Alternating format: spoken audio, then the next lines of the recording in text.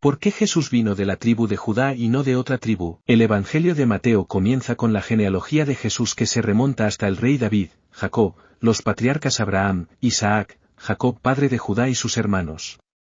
Jacobo tuvo un hijo predilecto al que llamó José que llegó al poder en Egipto después de que sus hermanos lo vendieron como esclavo.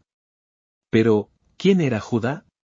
Judá fue el cuarto hijo de Lea, la esposa que era tan amada de Jacob. Es posible que hayas escuchado decir muchas veces que Jesús es el león de la tribu de Judá.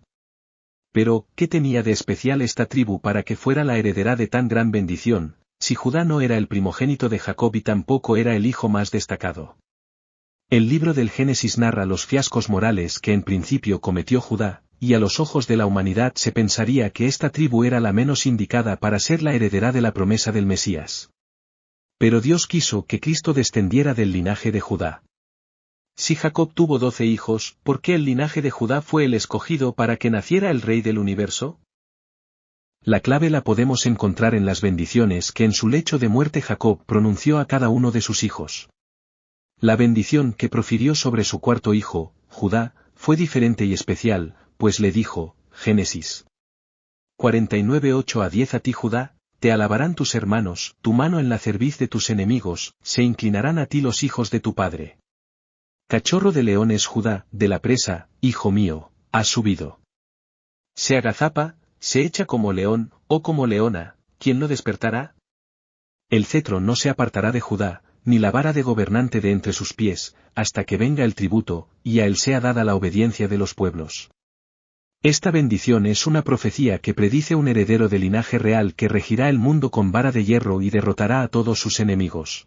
En Apocalipsis 5:5 se narra lo siguiente, no llores, mira, el león de la tribu de Judá, la raíz de David, ha vencido para abrir el libro y sus 7 sellos.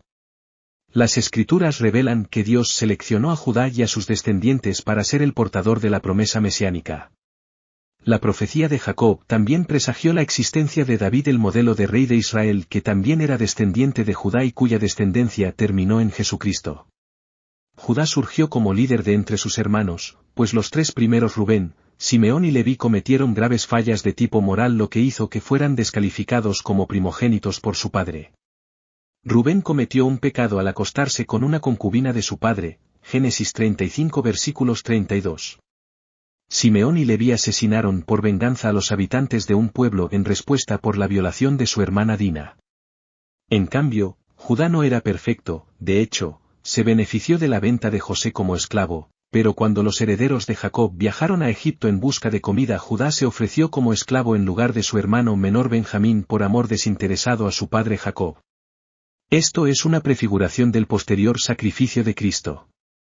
Judá demostró autosacrificio e hizo merecedora a su tribu para llevar la semilla mesiánica.